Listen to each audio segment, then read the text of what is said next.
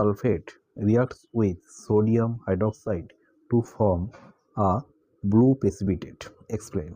Answer. Copper sulphate, that is CuSO4, react with sodium hydroxide, that is NaOH, to form blue precipitate of copper hydroxide and sodium sulphate. In the experimental, 15.95 gram of copper sulphate react with 8 gram of sodium hydroxide to form 9.75 gram of copper hydroxide.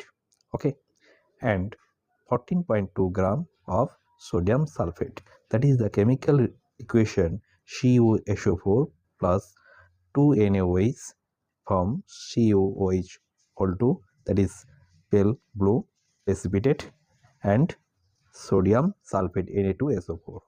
Show the video against this.